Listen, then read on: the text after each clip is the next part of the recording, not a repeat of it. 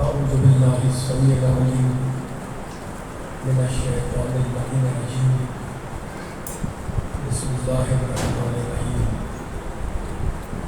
الحمد لله الذي ذكره شرف للذاكرين وشكره فوز للشاكرين وطاعته نجاة للمطيعين والصلاة والسلام والتحية والإكرام على أشرف النبيين وخاتم المرسلين سيدنا ومولانا أبي القاسم محمد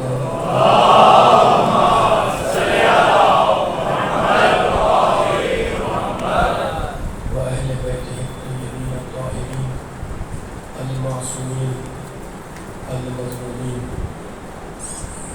أما بعد فقد قال الله سبحانه وتعالى في محكم كتابه المبين.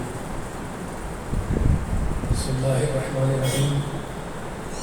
أفمن يهدي إلى الحق أحق أن يتبع أمن لا يهدي إلا أن يهدى وما لكم كيف تحكمون صلوات.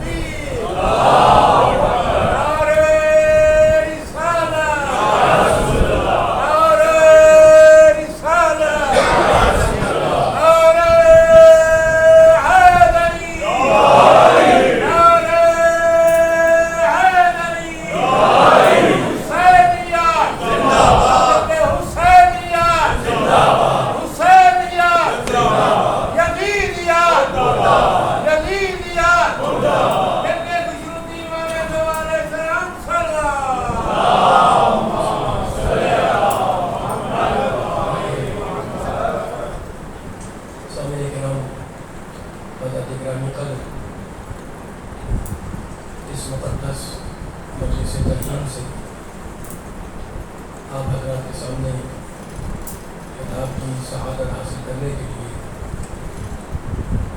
میں نے قرآن پاک کے انتہائی پاک کلمات کو اس مجلس کا موضوع سخن قرار دیا ہے. آیت سورہ یونس کی ہے، 10واں سورہ اور اس کی 35ویں آیت. رب کائنات پروردگار عالم خالق ارض و سما ارحم الراحمین اکرم الاکرمین اجود الاجودین ابصر الناظرین اسمع السامعین انسانوں سے پوچھ رہا ہے کہ انسانوں یہ بتلاؤ کہ افمن یہدی الی الحق احق ان یتبع، وہ انسان جو حق کا راستہ دکھا رہا ہے اس کی پیروی کی جائے، یا امن لا یہدی الا یہدی، یا اس کی پیروی کی جائے جو بغیر ہدایت کے راستے پر نہیں آ سکتا. فما لکم کیف تحکمون، تو انسانوں تم لوگ اس بارے میں کیا فیصلہ کرتے ہو، کیا حکم لگاتے ہو، کس کی پیروی کی جائے، کس کا اتباع کیا جائے؟ تو عزیزوں، اگر اسلام کی تاریخ کو پھیلایا جائے تو ہزاروں کتابیں، ہزاروں سبجیکٹ، ہزاروں موضوعات، ہزاروں اوراق پر اسلام کی تاریخ پھیلتی چلی جائے. لیکن اگر تاریخ اسلام کو سمیٹیں تو فقط دو جملے، ایک طرف راستہ دکھانے والے، دوسری طرف راستے کے محتاج.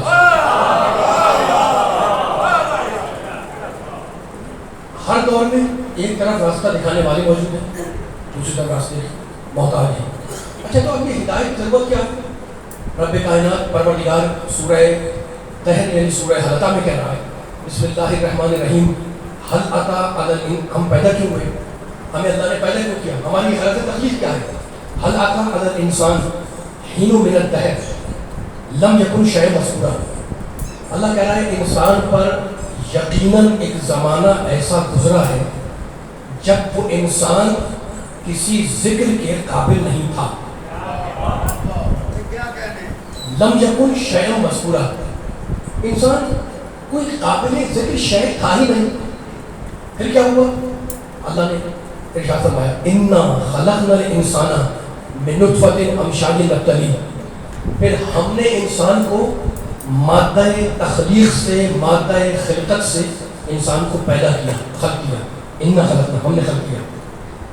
نبتلی ہے، کیوں پیدا کیا؟ تاکہ ہم دنیا میں انسان کا امتحان لیں. دوستوں، میرے بزرگوں، نوجوانوں، امتحان ہو نہیں سکتا جب تک کہ ہدایت نہ ہو، اور ہدایت آ نہیں سکتی جب تک کوئی ہادی نہ ہو.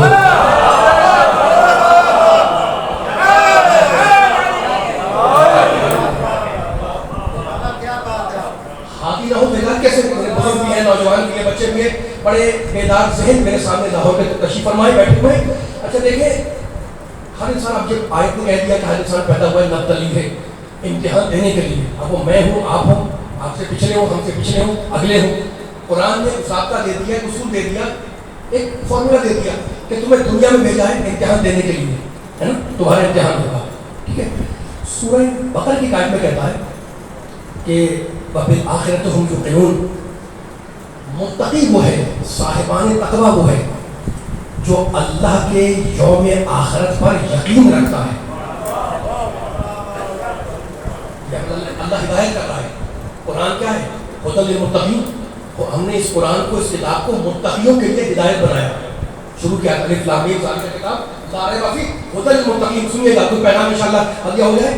یہ قرآن متقیوں کے لیے ہدایت بن کر آیا. پھر کسی مقام پہ کہا ہدی للناس. ہم نے اس قرآن کو پوری انسانیت کے لیے ہدایت بنایا. کبھی کہتا ہے متقیوں کے لیے ہدایت، کبھی کہتا ہے انسانوں کے لیے ہدایت، کبھی کہتا ہے ہدی و رحمۃ لقوم یؤمنون. سورہ نحل. ہم نے قرآن کو صاحبان ایمان کے لیے ہدایت بنایا. تو قرآن پورا کا پورا ہدایت ہے، پورا پورا ہدایت ہے. ٹھیک ہے نا؟ اچھا، تو اب جب یہ کتاب ہدایت ہے اور اللہ اس کتاب کے اندر عقائد بھی ڈسکس کرتا ہے، فروع بھی ہیں، اصول بھی ہیں، ہے نا؟ انبیاء کا تذکرہ بھی ہے، ائمہ کا ذکر بھی ہے، توحید بھی ہے، عدل بھی ہے، نبوت بھی ہے، امامت بھی ہے، قیامت بھی ہے. عزیزو، ایک جملہ کہہ کے بیان کو آگے لے جا رہا ہوں. لیکن اللہ عقائد میں یقین سے کم منزل کو قبول ہی نہیں کرتا.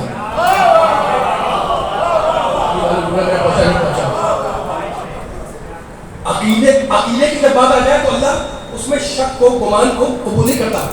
منزل یقین چاہیے. کبھی تو کہا اللہ نے وَبِالْآخِرَةِ هُمْ يُوقِنُونَ. سورہ بقرہ کھولیے گا، شروع میں مل جائے گا. متقی وہ ہے جو اللہ کی یوم آخرت پر یقین رکھتا ہے.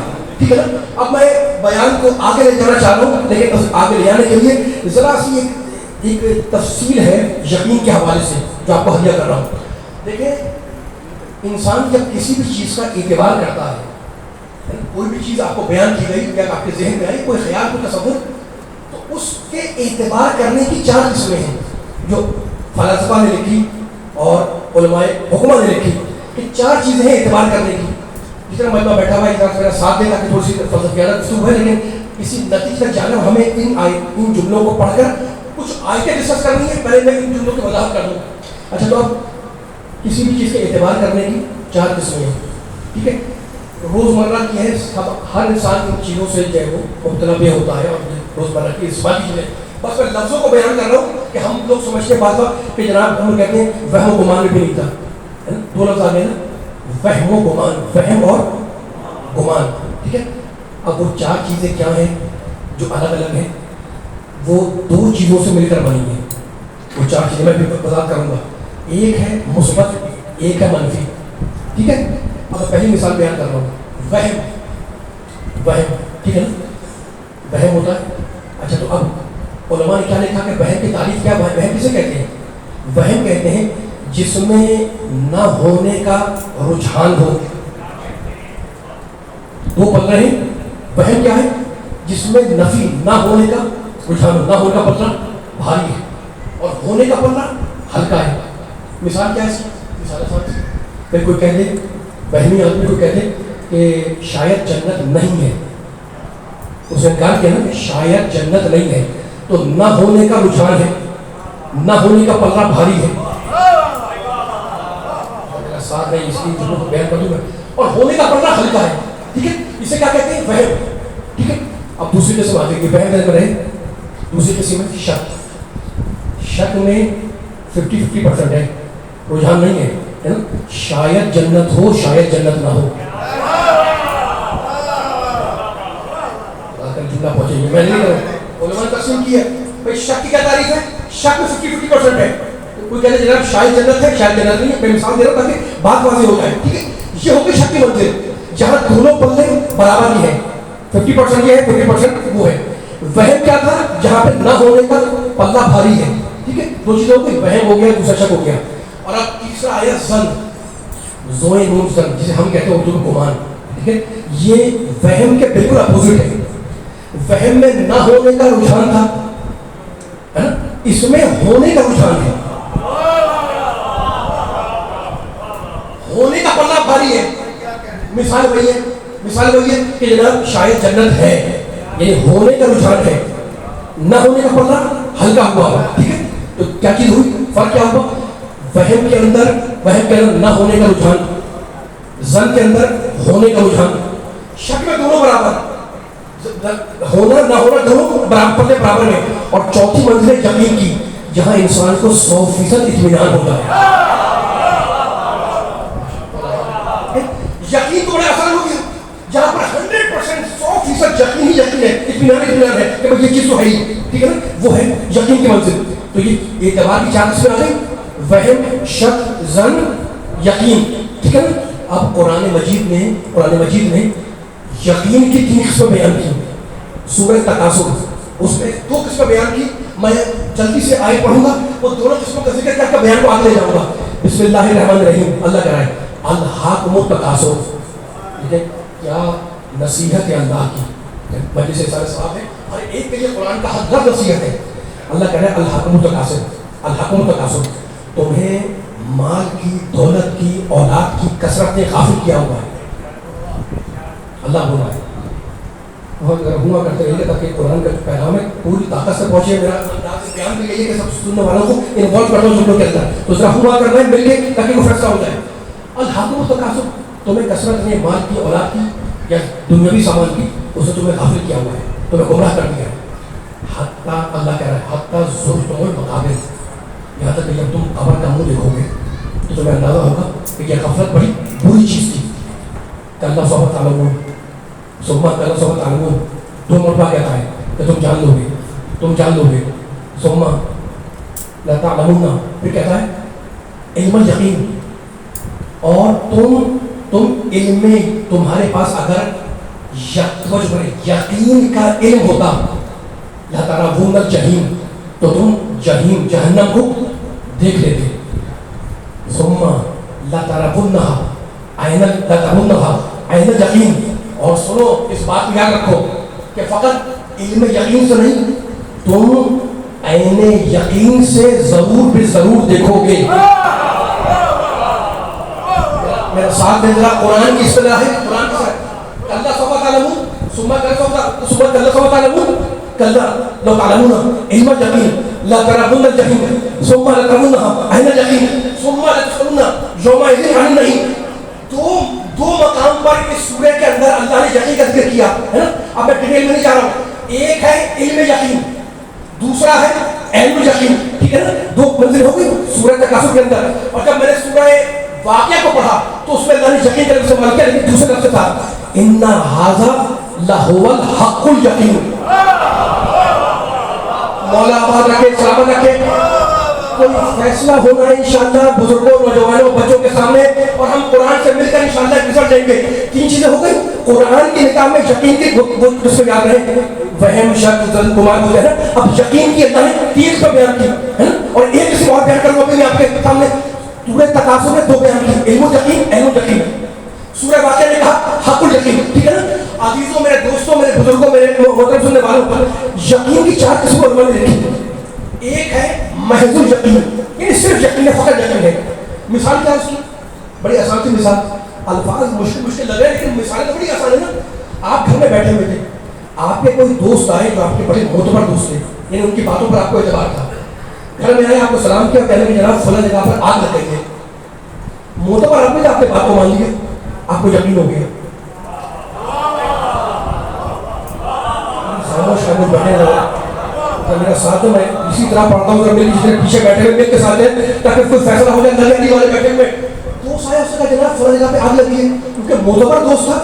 اس نے بات کی, اس کی زبان پر اپنے اعتبار کر لیا, آپ کو یقین ہو گیا کہ آگ لگ گئی ہے. یہ پہلی منزل, یقین کی پہلی منزل, یہ محض یقین ہے. اور اب جب آپ گھر سے باہر نکلے تو آپ نے دھواں دیکھا.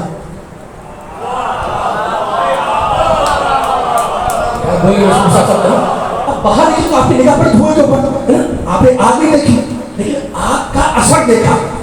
اثر دیکھ کے موسم کو پہچانا. آپ نے آگ دیکھی, ابھی تو آپ کا دھواں دیکھ رہے ہیں کہ کسی چار دیواری سے دھواں نکل رہا ہے. آپ نے یقین کر لیا کہ یہاں ضرور آگ لگی ہوئی ہے, ٹھیک ہے. دوست نے کہا مان لیا, یقین. دوسری منزل آپ نے دھواں دیکھ کر اثر کو دیکھ کے موسم کو پہچانا, یہ دوسری منزل, یہ ہے علم الیقین, ٹھیک ہے. اور اب جب آپ اس چار دیواری میں داخل ہوئے تو شعلے بھڑک رہے تھے, اب آپ نے خود ان شعلوں کو دیکھا, یہ ہے علم الیقین. محض الیقین, بولو علی والو, محض الیقین. میں اتنی محنت کر کے یہاں تک لے کے آیا ہوں آپ کو حفظ کرنے کے لیے. محض الیقین پہلی منزل, ٹھیک ہے. باہر نکل کے دھواں دیکھا ہے نا, وہاں تو فقط محض الیقین ہے, فقط یقین ہے, کوئی چیز نہیں ہے. لیکن جب دھواں دیکھ لیا تو دھوئیں کے ذریعے آپ نے آگ کو پہچانا, یہ ہے علم الیقین. اور جب آپ گھر میں جا کر آپ نے خود آگ کو دیکھا, شعلوں کو دیکھا, تو یہ علم الیقین ہے, آگ کو دیکھ لیا. اور کوئی بہادر انسان تھا, اس نے جا کر آگ میں ہاتھ ڈال دیا,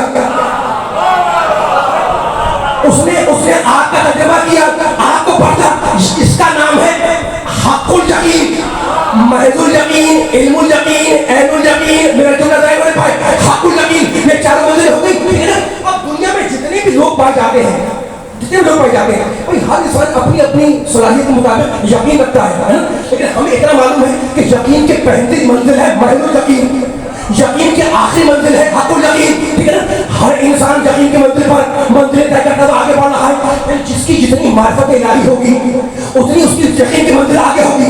جتنا انسان معرفت الہی میں آگے بڑھے گا یقین کی منزل کو عبور کرتا جائے گا, ہے نا. لیکن ایک منزل وہ بھی آتی ہے جہاں یقین بھی ختم ہو جائے. اللہ اکبر, اللہ اکبر. مولانا رکھے محض الیقین, علم الیقین, عین الیقین, حق الیقین, ہے نا. پہلی منزل محض الیقین, آخری منزل حق الیقین. ایک منزل وہ ہر ایک کی اپنی منزل ہے, لیکن ایک منزل وہ ہے یقین کی, جہاں آ کر یقین ختم ہو جائے. یقین کی آخری سرحدیں ہیں. آپ اپنی مثال سمجھے, مثال بڑی آسان سی ہے. کوئی گھر آپ کے سامنے بنا, نقشہ آپ کے سامنے بنا, اس گھر کی بنیاد رکھی گئی آپ کے سامنے, نیو ڈالی گئی آپ کے سامنے, چھت پڑی آپ کے سامنے, دیواریں کھینچی آپ کے سامنے, نقشہ تیار ہوا آپ کے سامنے. یہ ساری چیزیں آپ کی نگاہوں کے سامنے ہو رہی ہیں. دیوار بن رہی ہے آپ دیکھ رہے ہیں, گھر بن رہا ہے آپ دیکھ رہے ہیں, چھت بن رہی ہے آپ دیکھ رہے ہیں, نقشہ بن رہا ہے آپ دیکھ رہے ہیں. اب اگر آپ کو کچھ عرصے کے لیے اس گھر سے نکال دیا جائے اور گھر میں گھر میں جانے کا بہن لگا دیا جائے, ہے نا. کچھ عرصے بعد کہا جائے کہ میں جاؤ گھر میں داخل ہو جاؤ. اب جب آپ گھر میں داخل ہوں گے تو کیا آپ کے یقین میں اضافہ ہوگا؟ نہیں. تعمیر آپ کے سامنے, تزئین آپ کے سامنے, دیوار آپ کے سامنے, چڑھائی آپ کے سامنے, نیو آپ کے سامنے, بنیاد ڈلی آپ کے سامنے. اب آپ کے یقین میں اضافہ نہیں ہوگا. کیوں نہیں ہوگا؟ اس لیے آپ بنیاد بنتے ہوئے دیکھ رہے تھے. تو جو بنیاد کو تعمیر کو دیکھ رہا ہو, اگر اس کے سامنے سے پردے ہٹ جائے تو اس کے یقین میں اضافہ نہیں ہوتا. اب میرے مولا علی کا جملہ یاد آیا, لا کچھ پر کتا لمن ستو یقینا. اگر علی کے سامنے سے حجاب ہٹ جائے تو علی کے یقین میں اضافہ نہیں ہوتا.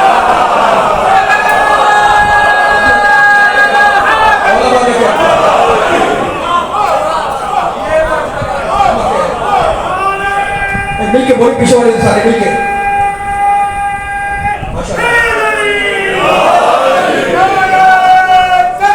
مل کے اللہ کا ذکر مل کے بولے پیچھے والے سارے مل کے رسول اللہ.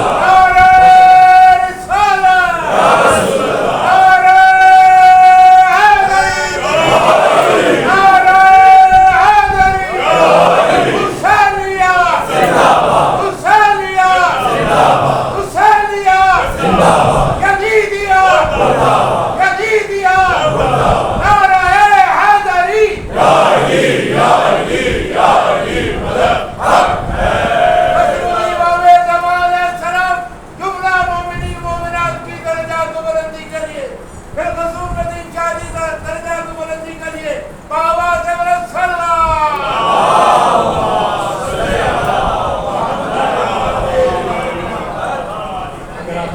مل کے بلند ترین سلوات پڑھیں محمد والے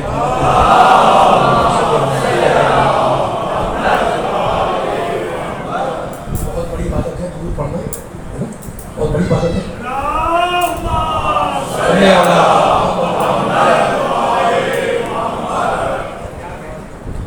بہت آگے آگے آ جائے ذرا سا آگے گئے.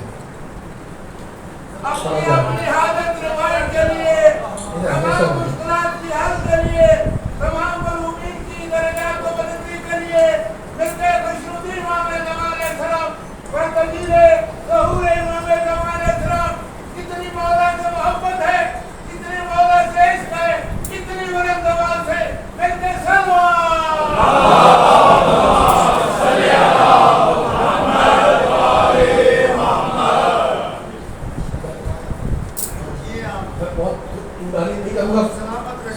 فکر بیٹھے ہوئے. اب یقین کی بات جہاں تک آ گئی ہے تو میرا دل چاہ رہا ہے، میری خواہش ہے، میرا دل چاہ رہا ہے کہ میں یقین ہی کے اوپر کوئی جملے عرض کروں لیکن نبوت کے حوالے سے، انبیاء کی حیثیت سے، انبیاء کی حیثیت سے آہستہ ہو رہا ہوں. دل میں اگر جملہ اتر جائے تو میرے آہستہ ہونے کی خیر خیر پر نہیں. آپ اپنی پوری طاقت سے جملے کو مجھے کر لیجیے. جتنے پیچھے بیٹھے ہوئے سب کے کان میں آواز جا رہی ہے ماشاء اللہ، بزرگ بھی نوجوان بھی. آئے پڑھ رہا ہوں، آئے کے اندر کوئی جملہ نکل آئے تو میرا ساتھ دیے گا، ٹھیک ہے. اب یقین کی منزل میں جو یقین چاروں منزل ہوں گے، ٹھیک ہے نا. میں نے آپ کے سامنے مثال دے کر پیچھے میں دے دی. اب یقین کو جو ہے دیکھنا ہے انبیاء کی حیثیت سے. قرآن مجید کا سورہ صافات مشہور معروف واقعہ، مشہور ترین واقعہ ہے. سب نے یہ واقعہ سنا ہے، پڑھا بھی ہے نا. میں آج پڑھا ہوں آپ کے سامنے وہ جملہ یقین کے حوالے سے پہنچ جائے کہ یقین کی طاقت کیا ہے نبی کی حیثیت سے. سورہ صافات فلما بلغ معہ السعی، جب ابراہیم اپنے بیٹے اسماعیل کو لے کر سعی کے مقام پر پہنچے. قالا، لیکن میں آہستہ ہو رہا ہوں، آپ آہستہ ہوئے گا، جملہ سنیے گا. میں شاعری تو نہیں کر رہا ہوں، قرآن کا ترجمہ کرنا ہے، ترجمے کے لیے بڑی طاقتیں ہیں آپ کے ذہن کی بھی اور میرے بولنے کی بھی. سورہ صافات میں کی پوری آیت پڑھ لیے گا. جب ابراہیم مقام سے پہ پہنچے، سعی کرتے ہوئے انہوں نے اپنے بیٹے سے کہا قالا یا بنیا، اے میرے بیٹے، انی ارا فی المنام. قرآن سننے والے بیٹھے ہوئے سمجھتے ہیں جملوں کو تو لطف آئے گا انشاءاللہ سننے کا بھی پڑھنے کا بھی مولانا سکے میں. اے یا بنیا، اے میرے بیٹے.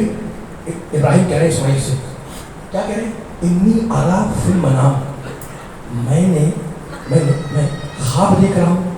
انی ارا فی المنام، انی کے معنی میں، ارا فی المنام میں خواب دیکھ رہا ہوں. لیکن باریکی ہے اس جملے کے اندر بھی. میں آیت آگے بڑھاؤں گا، جملہ ہے ذرا اس جملے پر رکے. ابراہیم نے، خلیل خدا نے، اولوالعزم نبی نے، میرے نبی کو چھوڑ کر سب سے افضل ترین جو نبی ہے وہ حضرت ابراہیم ہے. وہ اپنے بیٹے سے کہہ رہے ہیں کہ میں خواب دیکھ رہا ہوں، ہے نا. انی ارا، میں نے 3-4 مرتبہ ترجمہ کیا آپ کے سامنے کہ میں خواب دیکھ رہا ہوں، ٹھیک ہے. یہ نہیں کہا کہ میں خواب دیکھ چکا ہوں.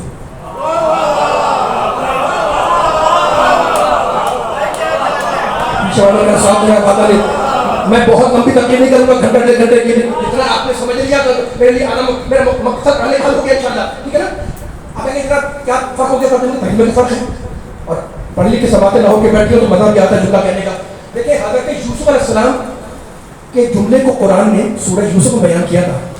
میں آہستہ ہو رہا ہوں، آہستہ نہیں ہوئے گا، آواز آنی چاہیے، بار بار کہہ رہا ہوں میں. اس لیے یہ جملے ایسے جو آہستگی سے بیان ہو لیکن سنے جائے پوری بھرپور طاقت سے. حضرت یوسف نے کہا انی رأیت احد عشر کوکبا.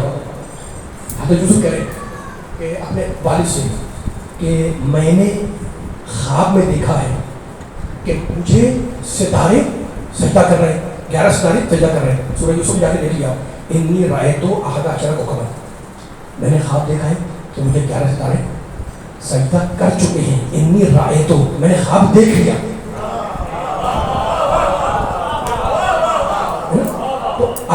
اگر انی رأیتو ہوتا تو ترجمہ ہوتا کہ میں خواب دیکھ چکا ہے. ابراہیم نے یہ نہیں کہا کہ بیٹے میں نے خواب دیکھ لیا ہے. انی ارا فی المنام، میں مسلسل خواب دیکھ رہا ہوں.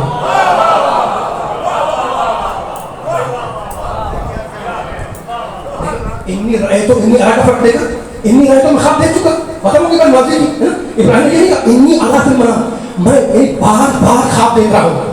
ابراہیم نے ایک دفعہ خواب نہیں دیکھا. انی ارا کا مطلب بتا رہا ہے, سیغہ مضارع ہے جو حال مستقبل دور قرار کرتا ہے. یعنی میں بار خواب دیکھ رہا ہوں. کیا خواب دیکھ رہا ہوں؟ انی اذبحک, کہ میں تمہیں ذبح کر رہا ہوں. فانظر ماذا ترى, تو بتاؤ تمہاری رائے کیا ہے. کیا ابراہیم نے اپنے بیٹے سے کیا کہا کہ میں خواب دیکھ رہا ہوں, میں خواب بار خواب دیکھ رہا ہوں, خواب دیکھ چکا ہوں نہیں ہوں, بار خواب دیکھ رہا ہوں کہ میں تمہیں ذبح کر رہا ہوں, بار خواب دیکھ رہا ہوں. تمہاری رائے کیا ہے, تمہاری اس بارے میں نظر کیا ہے. ٹھیک ہے نا, علی والوں, نبی والوں, قرآن والوں, اللہ والوں, وہی اللہ وہی اتارتا ہے نا. وہی کی بہت سے قسمیں ہیں. پردے کے پیچھے سے آواز آئے وہی کی قسم, اللہ فرشتہ بھیجے وہی کی قسم, جبریل امین آ جائے وہی کی قسم ہے نا, خواب میں اللہ کچھ بتلا دے وہی کی قسم, حضرت موسیٰ سے درخت کے ذریعے بات کی وہی کی قسم, حضرت یوسف نے خواب دیکھا وہی کی قسم ہے نا. تو بہت سی قسمیں ہیں. فرشتہ بھیجتا ہے, جبریل کو بھیجتا ہے, خواب میں دکھاتا ہے, اللہ پردے کے پیچھے سے کوئی کسی آواز میں بات کر لیتا. تو وہی کی نبیوں کے سے خطاب کرنے کی بہت سی قسمیں ہیں. خواب کمزور ترین طریقہ ہے وحی کا. فرشتہ آ جائے, جبریل آ جائے, درخت سے بات ہو جائے, یہ سارے طریقے ہیں. لیکن اللہ نے سب سے طریقے سے بات کی ہے اپنے نبیوں سے. لیکن خواب میں آنا, یہ خواب کمزور ضعیف ترین طریقہ ہے وحی کا, ہے نا. تو اب ہم سمجھ میں آئے, سمجھ میں آئے ہماری کہ یعنی خواب کیا دیکھا ہے کہ بیٹے کو ذبح کر رہے ہیں, یعنی مضبوط ترین شدید ترین امتحان کے لیے کمزور ترین طریقہ استعمال کیا تاکہ نبی کی منزل یقین سامنے آ جائے.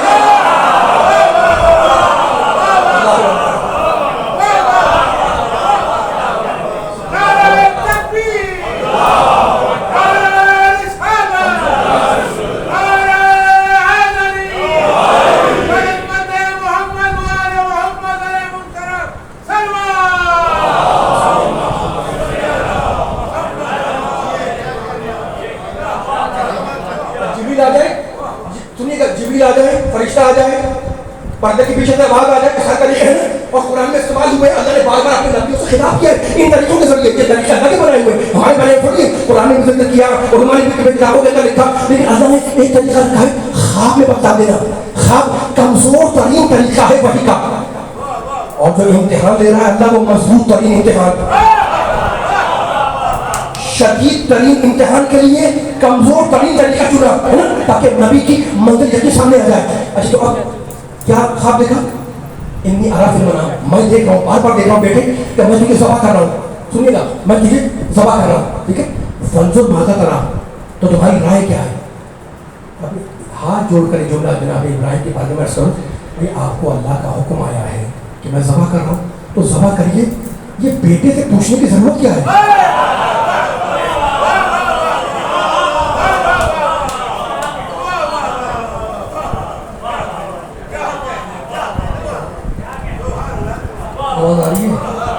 اگر جملہ اتر رہا ہے روایت رہا ہے, اگر آواز آنی چاہیے اس کا. ایک سوال ہے نا, آپ کی قسم مت کہہ سکتے ذبح کر دیتے فوراً بیٹے کو پوچھنے کی کیا ضرورت تھی.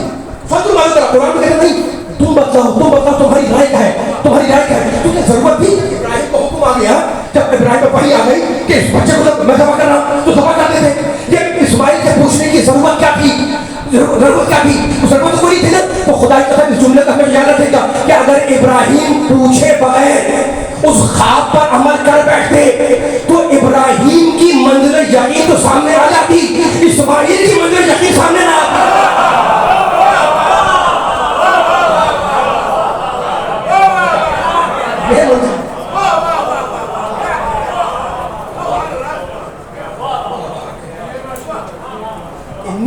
انی ارا فی المنام, میں خواب دیکھ چکا ہوں نہیں, میں بار خواب دیکھ رہا ہوں, میں بار خواب میں دیکھ رہا ہوں, مجھے بار حکم الہی ہو رہا ہے, مجھے بار امر الہی ہو رہا ہے, مجھے بار اللہ کا حکم آ رہا ہے, مجھے بار اللہ کا آرڈر آ رہا ہے کہ میں تمہیں ذبح کرتا ہوں دیکھ رہا ہوں, ہے نا. تو فانظر ماذا ترى, تمہاری رائے کیا ہے, تمہاری اس بارے میں رائے کیا ہے, تمہاری اوپینین کیا ہے. ٹھیک ہے نا. تو ابراہیم اگر پوچھے بغیر اسماعیل سے ذبح کر دیتے تو اس خواب پر عمل کر بیٹھتے, ہے نا.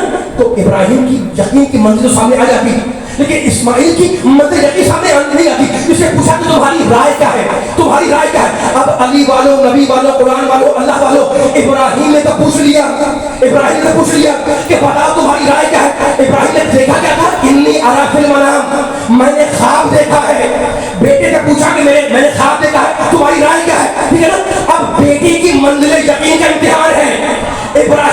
خواب دیکھا. اب بیٹے کی منزل یقین کا امتحان ہے. بولو علی والو, ابراہیم نے خواب دیکھا کہ میں تمہیں خواب میں ذبح کرتے ہوئے دیکھ رہا ہوں. بیٹے کے یقین کا امتحان یہ ہے کہ اب بیٹا اس خواب کو کیا سمجھے گا. تو بھائی دو ہی صورتیں ہو سکتی ہیں. بیٹا اگر اپنے باپ کو فقط باپ سمجھے گا تو خواب کو خواب سمجھے گا, اور اگر بیٹا اپنے باپ کو نبی سمجھے گا تو خواب کو حکم الہی سمجھے گا.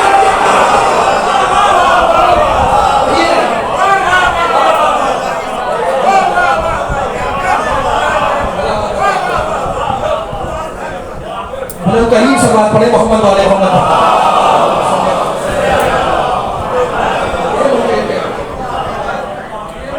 اس سے بھی بلند سلوات مل کے پڑھے محمد والے.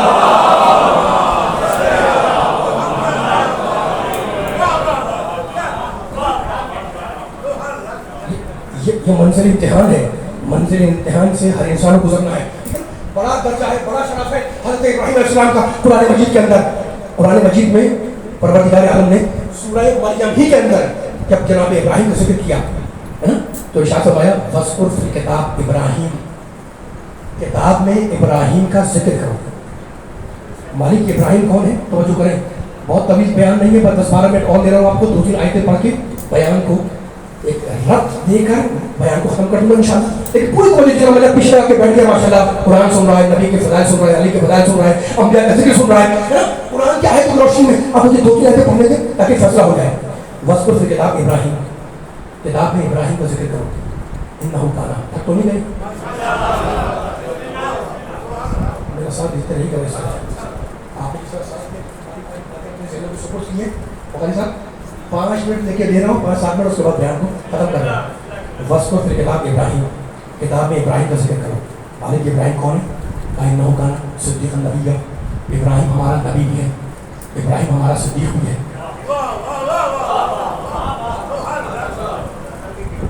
قرآن کہہ رہا ہے, آپ سے بول رہا ہوں, قرآن کہہ رہا ہے کہ حضرت ابراہیم علیہ السلام قرآن اور اللہ کی نگاہ میں صدیق ہے.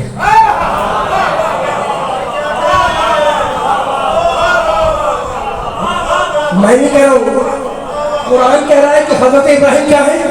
انہو کانا صدیق نبیّا. پیچھے والے میرے ساتھ دینا, قرآن کی نگاہ میں حضرت ابراہیم ہے صدیق نبی. صدیق قرآن کے اندر جا کر کے قرآن میں آپ کو آیت جاتی دکھاؤں گا. اور لکھنے والوں نے نعوذ باللہ روایت دیکھی کہ ابراہیم نے اپنی زندگی میں 3 جھوٹ بولے. لکھا ہے کتابوں کے اندر, لکھا ہے نعوذ باللہ مثال ہے. اب ان کی تفصیل نہیں جانو. کہنے والوں نے کہا کہ جناب ابراہیم علیہ السلام نے اپنی پوری حیات, پوری زندگی میں 3 جھوٹ بولے. قرآن کیا کہہ رہا ہے کہ ابراہیم اللہ کا صدیق نبی ہے. تو اب مجھے بتاؤ کہ میں اللہ کے ایک صدیق کو مانوں یا تمہارے 3 جھوٹوں کو مانوں؟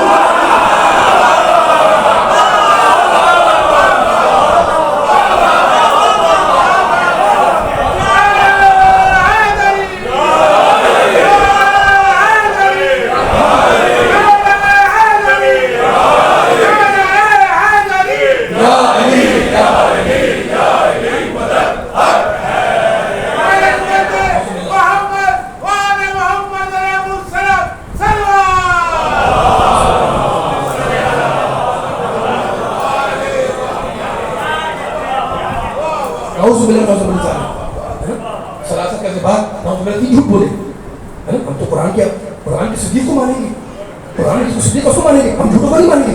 تو وہ جھوٹ ہوں گے, ٹھیک ہے نا. کتابوں میں لکھے ہیں قرآن سے بڑی مقدس کتاب ہے ہی نہیں, نہ ہو سکتی ہے, ٹھیک ہے. تو قرآن کہتے ہیں ابراہیم نبی بھی ہے, صدیق بھی ہے. بس میرے ساتھ میں 5-7 منٹ لگے, ختم ہو رہا بیان. جہاں پہ پیچھے تک جتنے مجمع کے بیٹھ گئے ہیں اس سے آخری کلمات ہے. اب جملوں کو جوڑ کے بیان کر رہا ہوں, اب آیتیں پڑھ رہا ہوں, بیان ختم ہو رہا ہے اس کے اوپر. پھر اسی سورہ میں اللہ نے, اسی سورہ مریم کے اندر ایک آیت میں اسی سے ملتی جلتی آیت ہے, ارشاد فرمایا وَاذْكُرْ فِي الْكِتَابِ ادریس, کتاب میں ادریس کا ذکر کرو. مالک ادریس کون ہے؟ کہا انہو کانا صدیقا نبیّا, ابراہیم نبی بھی ہے, صدیق بھی ہے. ادریس نبی بھی ہے, صدیق, وہی جملہ ہے, ادریس نبی بھی ہے, صدیق بھی ہے, ابراہیم نبی بھی ہے, صدیق بھی ہے, ٹھیک ہے نا. اچھا تو مالک تو نے بتا دیا ابراہیم نبی ہے, صدیق نبی بھی ہے, صدیق بھی ہے, ادریس نبی بھی ہے, صدیق بھی ہے, ٹھیک ہے نا. ایک آیت میں سورہ نساء میں کہتا ہے, 4 سورہ میں کہتا ہے کہ انعم اللہ علیہم من النبیین والصدیقین والشہداء والصالحین وحسن اولئک رفیقا. جن پر ہم نے اپنی نعمتیں نازل کی وہ نبی بھی ہیں, صدیق بھی ہیں. نبوت کے فوراً بعد صدیق کا ذکر, کتنا بڑا امپورٹنٹ ہو گیا, کتنی امپورٹنس ہے اللہ کی نگاہ میں. من النبیین و صدیقین, جن پر پوری آیت پڑھو, جن پر ہم نے اپنی نعمتیں اتاری وہ نبی بھی ہیں, صدیق بھی ہے. ٹھیک ہے, اچھا تو اب سمجھ میں آ گیا کہ حضرت ابراہیم صدیق ہے, حضرت عزیز صدیق ہے, مالک یہ تو ہیں دونوں مرد, کوئی اور بھی ہے صدیق کا. سورہ مائدہ پڑھو, مل مسیح ابن مریم الا رسول, مریم عیسیٰ کے بیٹے کچھ نہیں ہیں سوائے رسول کے. مل مائدہ جا کے نکالے, مل مسیح ابن مریم الا رسول, کوئی فیصلہ ہو رہا ہے بس 5-7 منٹ کی زحمت ہے. مل مسیح ابن مریم الا رسول, عیسیٰ مریم کے بیٹے ہیں اور اللہ کے رسول ہیں. آئے ختم ہو گئی نہیں, قد خلت من قبلہ الرسل, اللہ کہہ رہا ہے, میں نہیں کہہ رہا ہوں, اللہ کہہ رہا ہے. اور جو ہم نے ذکر کیا نا عیسیٰ کا کہ ہم نے کہا عیسیٰ رسول ہے, اس عیسیٰ سے پہلے بہت سے رسول گزر چکے تھے. اللہ کہہ رہا ہے قد خلت من قبلہ الرسل. اب مجھے بتائیں یہ جملہ کہنے کی ضرورت کیا تھی؟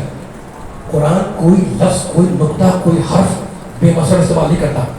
مالک تو نے کہہ دیا کہ اس عیسیٰ مریم کے بیٹے مان لیے, تو نے کہہ دیا یہ رسول ہے, میرے نبی نمائندے میرے رسول مان لیا. یہ کہنے کی ضرورت کیا تھی الگ سے کہ قد خلت من قبلہ الرسل, عیسیٰ سے پہلے بہت سے رسول گزر چکے تھے. بتلانا یہ تھا کہ نہ وہ اللہ کے بیٹے تھے نہ یہ اللہ کا بیٹا.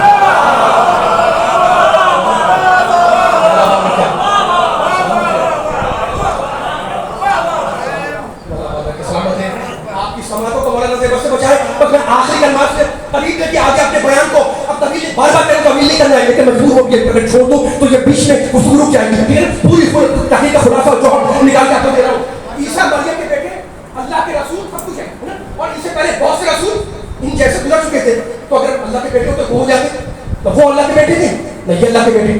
اب قرآن آگے بڑھا, وَأُمُّهُ صِدِّیقَةٌ, اور عیسیٰ کی ماں کو ہم نے صدیقہ بنایا. کہانا وقت نہیں ہے میرے پاس, میں بیان کو ختم کر رہا ہوں. پوری توجہ جا کے قرآن کھولیے گا, سورہ مائدہ میں آیت نکالیے گا اور زمانے کو سنائیے گا. ہم علی والے, ہم توحید پرست, ہم توحید کے ماننے والے. میں آپ کے سامنے توحید کو جملہ کر رہا ہوں جیسے کہ علی کے ماننے والے ہیں, اور علی کے ماننے والوں علی کا لقب ہے مولا موحدین, توحید پرستوں کا مولا, توحید پرستوں کا امام. تو میں توحید پرستوں کے امام کے ماننے والوں کے سامنے توحید میں جملہ کہہ رہا ہوں. عیسیٰ اللہ کے, عیسیٰ مریم کے بیٹے اللہ کے رسول ہے, اور ان سے پہلے بہت سے رسول گزر چکے تھے. وہ امہ صدیقہ, اور عیسیٰ کی ماں کو ہم نے, عیسیٰ کی مادر گرامی کو ہم نے صدیقہ بنایا. عجیب جملہ کہا قرآن نے. قرآن آگے بڑھا, کھانا یا قرآن طعام, یہ دونوں کھانا کھاتے تھے.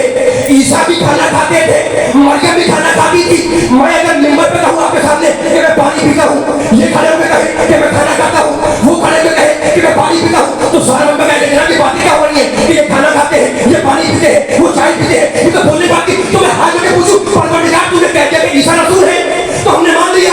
یہ کہنے کی ضرورت کیا تھی کہ یہ دونوں کھانا کھاتے تھے, مریم بھی کھاتی تھی, عیسیٰ بھی کھاتے تھے. یہ بتانے کی ضرورت کیا تھی کہ یہی تو بتانا تھا کہ اگر اللہ ہوتے تو کھانا کیسے کھاتے.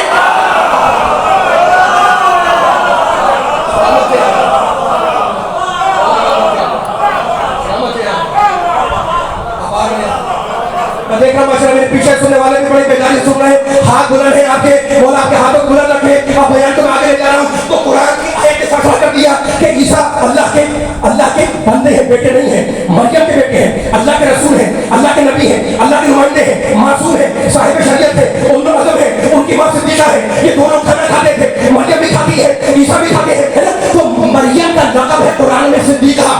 اور میرے امام نے کیا کہا, میرے امام نے کہا کہ فاطمہ زہرا کا ایک نام ہے صدیقہ. تو صدیقہ مریم بھی ہے, صدیقہ فاطمہ بھی ہے, ان دونوں میں کوئی فرق ہے یا نہیں. تو میرے امام نے فرق بیان کیا, کہنے لگے کہ مریم اپنے زمانے کی عورتوں کی سردار اور فاطمہ ہر زمانے کی عورتوں کی سردار.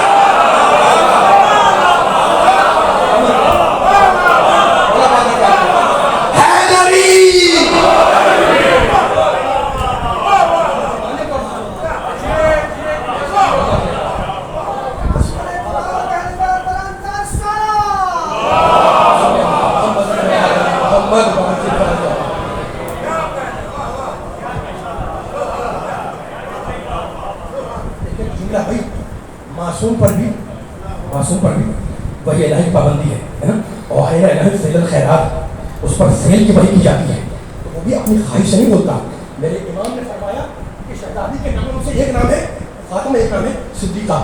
ٹھیک ہے, بیان ختم ہو رہا ہے, آخری کلمات سے قریب کر رہا ہوں میں, میرا ساتھ دیتے رہیے گا. ماشاءاللہ جتنے سننے والے ہیں بڑی بیداری سے آپ ساتھ دے رہے ہیں. بس ساری گفتگو کا خلاصہ میں بیان کر کے آپ کی اجازت دے رہا ہوں اور ہم مسائل کروا رہا ہوں. لیکن ایک جملہ فضیلت کا باقی رہ گیا ہے.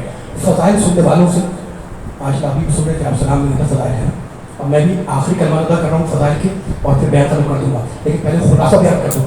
ابراہیم نبی, ابراہیم صدیق, ادریس نبی, ادریس صدیق, قرآن بول رہا ہے. آپ کو کہتے ہیں آیتیں جو جب 14 سال پہلے نازل ہوئی تھی تو ہوا کریں بھائی. ہم پر زمانے کا اثر ہوتا ہے, لیکن قرآن زمانے کے گزرنے سے کبھی پرانا نہیں ہوتا.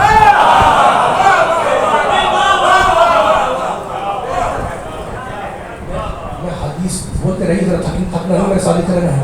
میں حدیث معصوم کی روشنی میں جملہ عرض کر رہا ہوں. معصوم نے اس چیز کو بیان فرمایا کہ ہر چیز ختم ہو جاتی ہے, زمانہ گزرا, بچپنا ہے, جوانی, بڑھاپا, لیکن قرآن وہ کتاب ہے اللہ کی. ایسا موسیقی کہ زمانہ گزرتا رہے, قرآن کی تازگی, قرآن کی جدت, قرآن کا جدید ہونا, قرآن کی تازگی کبھی ختم نہیں ہوتی. ٹھیک ہے, تو قرآن کہتا ہے کہ ابراہیم نبی ہے, ابراہیم صدیق ہے نا. قرآن کہتا ہے کہ عیسیٰ اللہ کے رسول ہے, ان کی ماں ہے صدیقہ.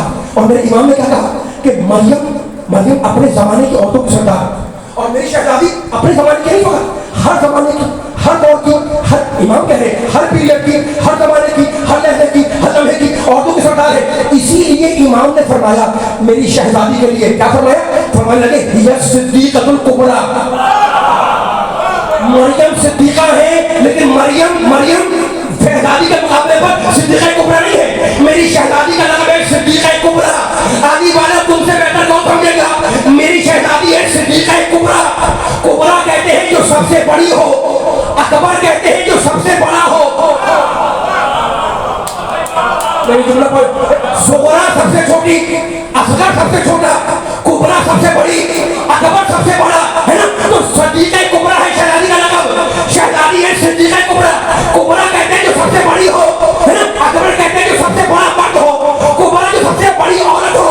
اب میرے نبی کی حدیث کیا آئی, میرے نبی نے ایک مقام میں فرمایا لولا علی لم یکن لفاطمہ کفون. اگر علی نہ ہوتے تو فاطمہ کا کوئی ہمسا نہ ہوتا.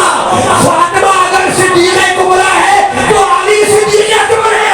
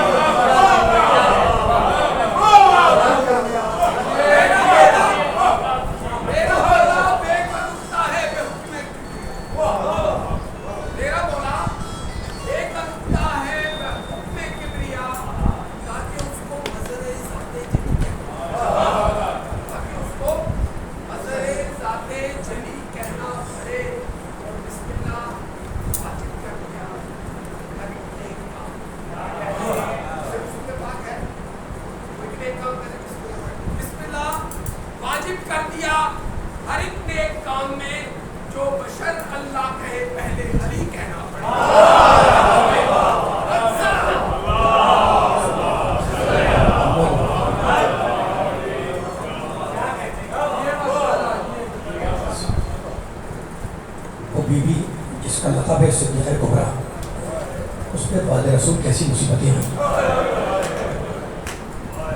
سر کے بعد لکھ رہا ہے, سیاہ چادر اوڑھی گھر سے باہر نکلی, رسول کی خبر پہ آئی, آپ نے سلام کیا اور اس کے بعد وہ مشہور شعر پڑھا, صبت علیہ مصائب لو انہا صبت علی الایام صلی اللہ علیہ. بابا مجھ پر وہ مصیبتیں پڑی کہ اگر روشن دنوں پہ پڑتی تو وہ تاریک راتوں میں بدل جاتے. دیکھو بی بی کا یہ شعر تم نے سنا ہے, ہاتھ جوڑ کے جملہ کہوں, بی بی صدیقہ ہیں, طاہرہ ہیں, مطہرہ ہیں, صدیقہ کبریٰ ہیں. بی بی جو بولتے ہیں وہ کائنات کا سب سے بڑا سچ ہے. تو ہاتھ جوڑ کے کہوں گا بی بی آپ نے جو کہا کہ مجھ پر وہ مصیبتیں پڑی کہ اگر دنوں میں پڑتی تو وہ رات بن جاتے, کائنات میں اس سے بڑا سچ نہیں ہے.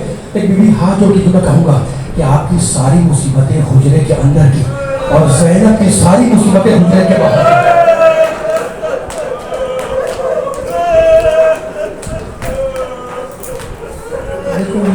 شریعت الحسین بی بی تمہاری آنکھوں میں آنسو ہے, خدا ان آنسوں کو روبانے سجدہ میں کرا دے. ایک مومن کی سارے ثواب کی مجلس ہے, اس سے بڑا ہمارے پاس حوصلہ سہارا نہیں ہے کہ ہمیں حسین سے پڑھیں. حسین شہید ہوئے, قافلہ کربلا سے کوفہ گیا. ایک جملہ سنیے گا, مسائل جملے پڑھ کے چھوڑ رہا ہوں میں.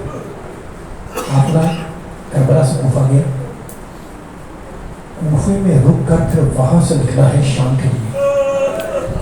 مختل کہتا ہے کہ بی بی زینب کی نگاہ اس ناقے پر تھی جس پر اکیلی سکینہ کو باندھا گیا. بی بی دیکھ رہی تھی, ایک مطلب بی بی کی نگاہ پڑی, دیکھا کہ ناقہ خالی ہے. بی بی نے اپنے نمبر چھوڑا, بی بی نے اپنے ہاتھ کو زمین پر گرا دیا. میں نے پڑھ لیا, آپ نے سن لیا, لیکن میرے مولا عابد بیمار بار بار یہ کہتے تھے کہ میں نہیں بھولتا پھوپھی اماں کا اپنے کو زمین پہ گرانا. اس لیے کہ جب انسان زمین پر گرتا ہے تو اپنے ہاتھوں کو پھینک دیتا ہے. میری پھوپھی کیا کرتی ہے, ہاتھ تو دونوں بندھے ہوئے تھے. بی بی زمین پر آئی, اٹھ کر کھڑی ہوئی اور آواز دی کہ قافلہ اس وقت نہیں پڑے گا جب تک کہ میری بھتیجی نہ مل جائے. مختلف جملے ہیں, سجدے سجا رہے. کہا پھوپھی اماں ہم جائیں بچی کو ڈھونڈنے؟